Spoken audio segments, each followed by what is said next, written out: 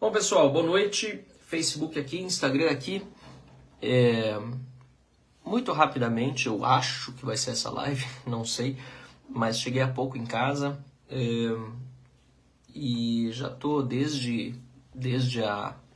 o momento que eu estava assistindo a transmissão do evento do LEAD em Nova York com os ministros do Supremo Tribunal Federal, já estava querendo abrir uma live, mas eu fui refletindo e tal, até chegar no momento que eu achei que era o correto para falar com você sobre esse evento, que para mim assim foi institucionalmente um desastre para o Brasil. Tá?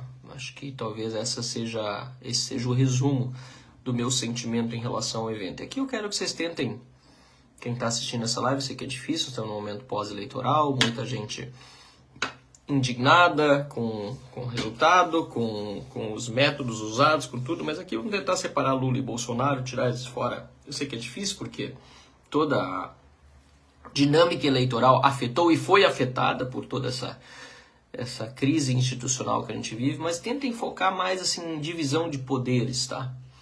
Poder executivo, poder judiciário, poder legislativo, né? Presidência da República, Supremo Tribunal Federal, Congresso Nacional. É um desastre o que a gente assistiu hoje em Nova York. Assim, não preciso entrar em juízo de valor sobre figura de nenhum ministro.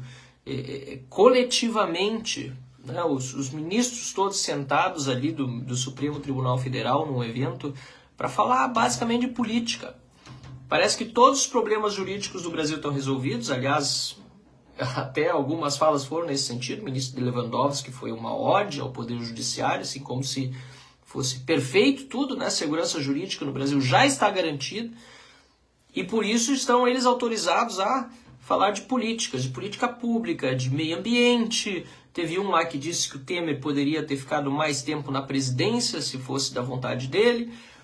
Esqueceu, talvez, que existe uma pequena coisa na democracia, justamente esse ministro que falou isso, Alexandre de Moraes, chamado voto, né? E não só voto, mas também candidato. Nem candidato Temer foi, né? E será que teria voto?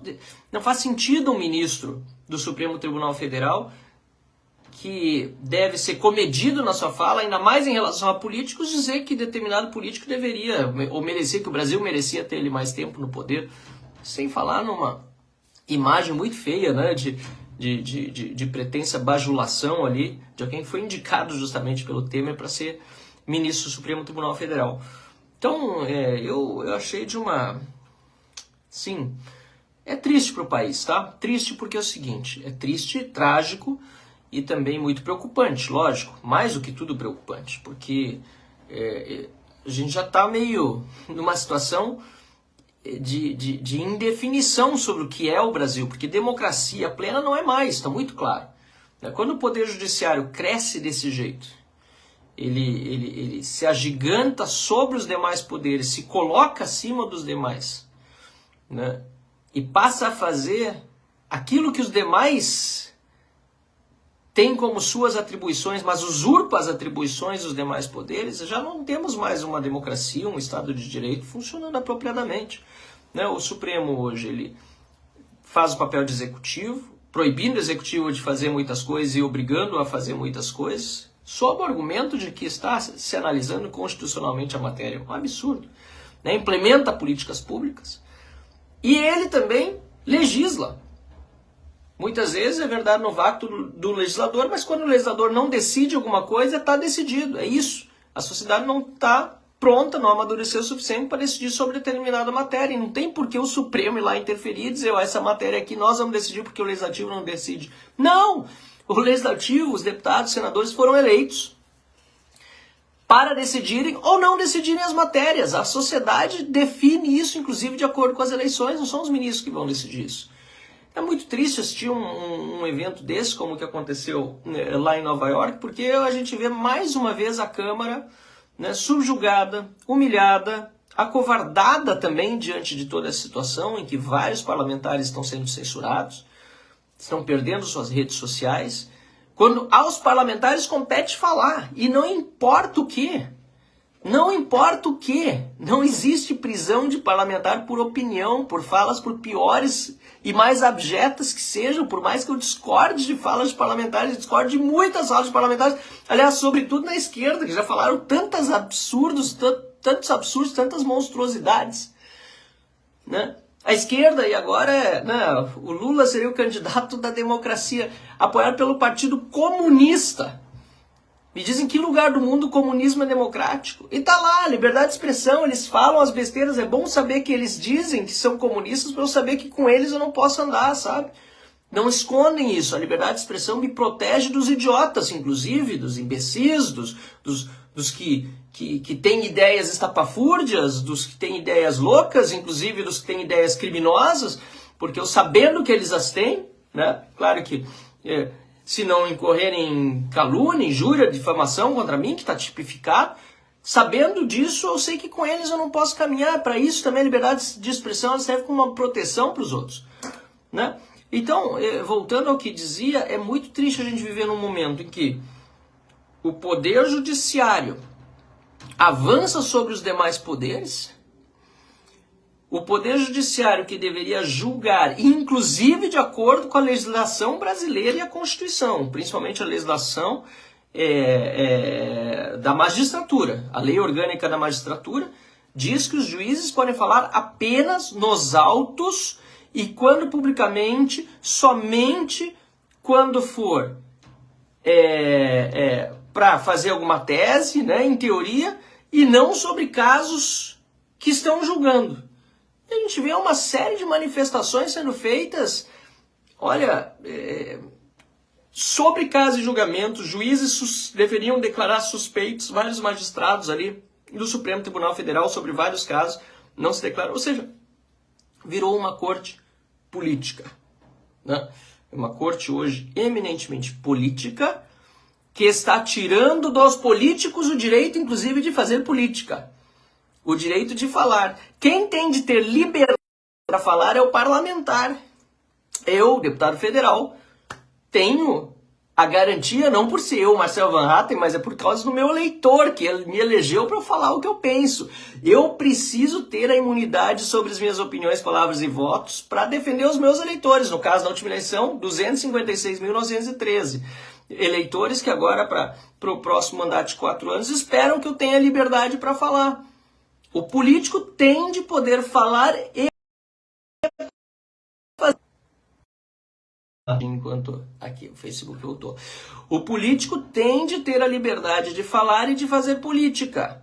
E o juiz, ao contrário, não pode fazer política, nem tem toda a liberdade que o político tem para falar, pelo contrário.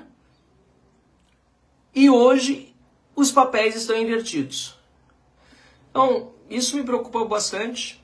Várias manifestações assim que eu vi sendo feitas ao longo do dia foram muito tristes, né?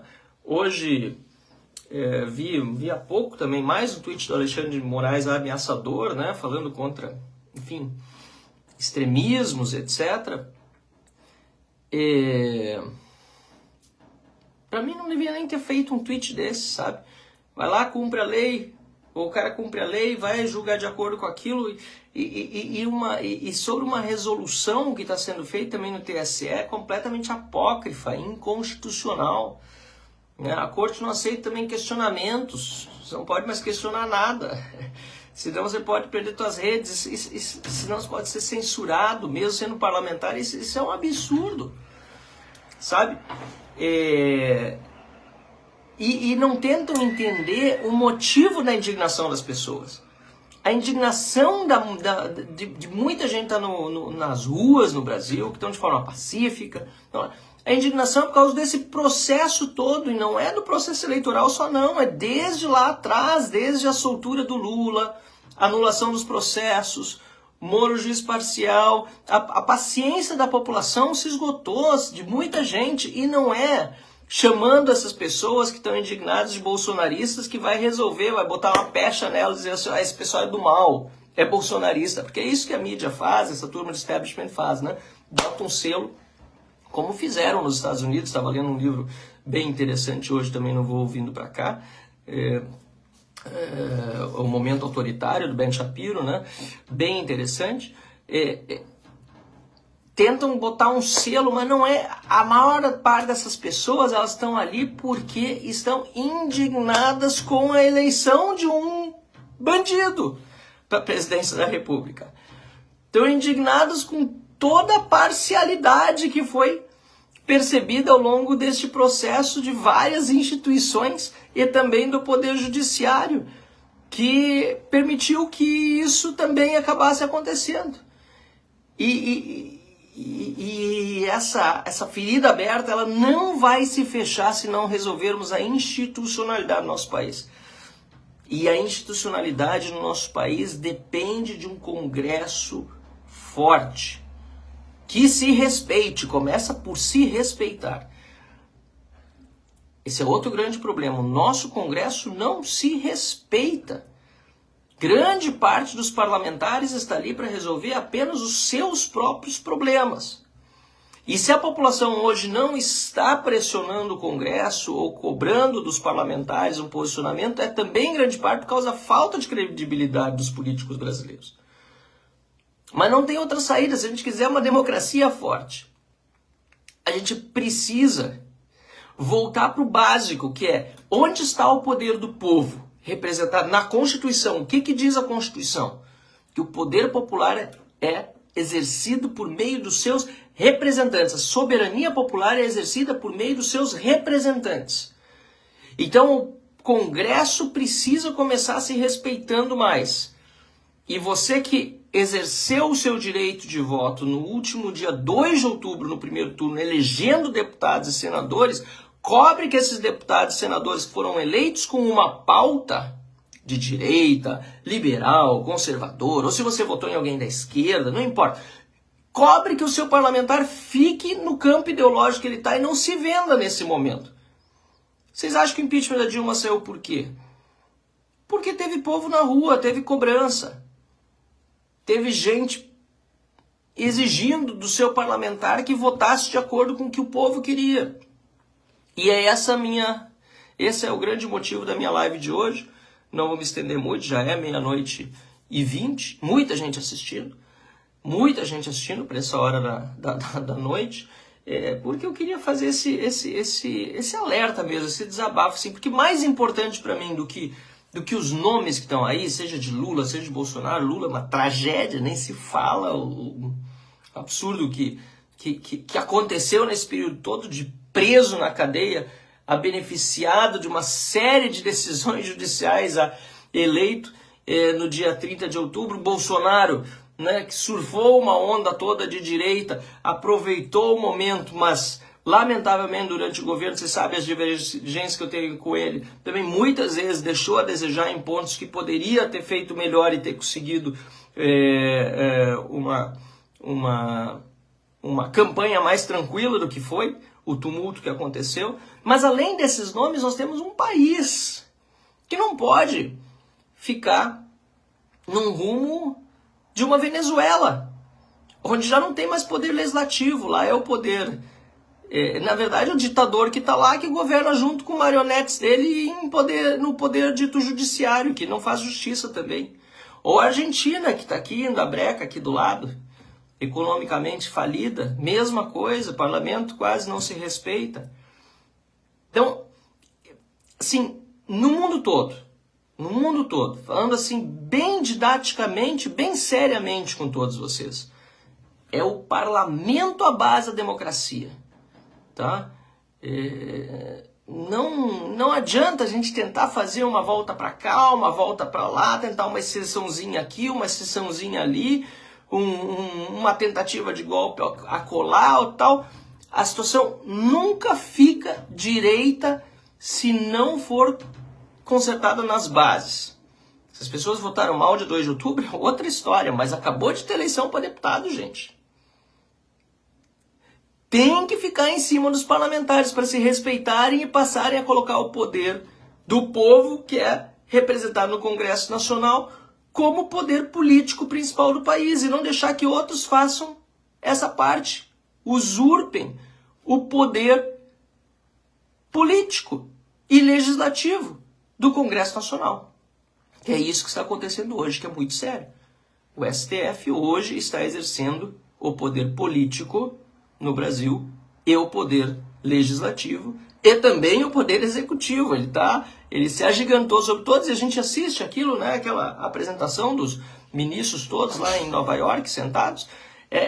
Assim, é só política, é tema sobre meio ambiente, é falar sobre a história do Brasil, sobre que presidente foi de que orientação ideológica, sobre combate à fake news, mas sobre uma perspectiva assim de tolimento da liberdade de expressão, como se qualquer questionamento mais forte fosse discurso de ódio, né? Gente, é sério. É sério o que está acontecendo agora no nosso país, e eu repito aquilo que eu tenho dito já há bastante tempo e faço aqui com a responsabilidade de quem é parlamentar eleito hoje, que no exercício do mandato e reeleito, e que não está nessa por brincadeira. Tá? Vocês sabem, vocês conhecem minha história, não precisaria estar na política, estou na política porque gosto, tinha 1000 outros caminhos para tomar na vida, agora estou há muito mais tempo do que eu imaginava, eu nem imaginava que ia voltar para a política para estar exercendo o mandato, e agora, desde o meu retorno à política em 2013, 2014, na esteira lá das manifestações de junho, estou aí até agora, felizmente sempre, né, com o apoio das pessoas, reeleito, mas é algo que eu faço não faço por carreira, não faço por dinheiro, não faço por nada disso, faço isso porque eu estou preocupado com o meu país, eu quero um país melhor. Poderia viver fora do país, eu não quero viver em outro país, como eu disse, eu quero viver em outro Brasil, eu podia. Tenho cidadania, tenho família, falo idioma, né? Vocês sabem, conhecem minha história, estudei, fiz ciência política na Holanda, etc, etc, etc. Não falo nada disso fala porque vocês me conhecem, sabem que eu não tô nessa por vaidade pessoal. Aliás, se fosse por isso, tinha que ter saído já, porque o tanto que a gente ouve de coisas que nem devia estar ouvindo. Então, é preciso focalizar os esforços se a gente quiser realmente no longo prazo, independentemente de Lula, Bolsonaro, no longo prazo um Brasil melhor. E isso significa melhorar a qualidade da nossa representação no Congresso Nacional. E não significa apenas votar melhor numa próxima eleição, porque a eleição acabou de acontecer, mas cobrar dos que foram eleitos. Ficar em cima. Fazer com que recuperem a credibilidade do Congresso em primeiro lugar para depois poder ressituá-lo diante dos outros poderes. E nós estamos trabalhando nisso. Eu estou conversando com vários colegas parlamentares para organizar um grupo forte, que a gente possa apresentar à sociedade uma série de iniciativas legislativas também para limitar os poderes do STF, né, porque estão, assim, na verdade, muitos já extrapolaram muitos dos poderes que eles têm, né? Mas nós temos que dar um jeito de limitar mais ainda para poder colocar de volta o monstro dentro da caixa, né? Porque saiu de um jeito absurdo. E rever a forma de indicação também dos ministros do Supremo Tribunal Federal, né? Então, nós estamos trabalhando nisso. Tem ações dentro do Congresso. Essa semana é semana de feriado, não tem sessão no Congresso, semana que vem tem. Estarei em Brasília a semana de volta já, de qualquer maneira, mesmo sem sessão, mas na semana que vem estarei outra vez com meus colegas, ali articulando e organizando uma verdadeira base de oposição, coisa que, aliás, o governo falhou muito, você sabe, fui independente durante esse período, atuava como observador e muitas vezes eu defendia mais pautas do governo, articulava coisas a favor do governo, porque eram coisas que eram a favor daquilo que eu acreditava também, porque o governo falhava. Esses 4 anos foram muito ruins nesse sentido de articulação. Agora nós temos que, como oposição, fazer uma articulação forte e organizada. E colocar o STF, isso é prioridade, colocar o STF no seu lugar. Não é atacar o STF, não é diminuir o STF, é colocar ele no lugar dele. É diminuir no sentido de que hoje está hipertrofiado, tá muito além das suas funções. Mas colocar no lugar dele. Ó, essa aqui é a função de vocês. Juiz julga, não se pronuncia, a não ser em situação de doutrina, de teoria que vai ser repassada para alunos, de docência, mas não sobre casos em andamento. Aquilo que diz na lei, que aliás tem que ser respeitado, sob a pena, inclusive. Não, você tem até lei de abuso de autoridade, nem isso é respeitado, você acha acima. de qualquer lei, de qualquer cidadão, de qualquer mortal. Isso tem que acabar, tá? Era isso que eu queria dizer, pessoal. Eu não quero me estender demais, mas eu me preocupo porque eu vejo que hoje nós temos uma democracia disfuncional no Brasil. Eu não chamo mais de democracia plena. Para mim, nós estamos vivendo um período de estado de exceção em algumas áreas, principalmente na questão da liberdade de expressão. Comparativamente com outros lugares do mundo, nós estamos regredindo bastante. E o que a gente pode fazer é buscar pelos meios que nós temos, com inteligência, importante, com estratégia, com foco, fazer a diferença. Tá? Enfim, pessoal, é isso aí. Um abraço a todos e agradeço a todos aí pelo carinho, por todas as mensagens. Eu não estava lendo nada para poder me concentrar no que eu estava falando. Agradeço, desculpa que muitos eu não tinha nem acompanhado o que estava falando, mas obrigado a todos e todos estão parabenizando aí, deixando seu abraço. Contem sempre comigo, tá bom? Onde quer que eu esteja, lógico, principalmente no Congresso Nacional em Brasília. Valeu? Abraço, pessoal, boa noite. Valeu e excelente feriado.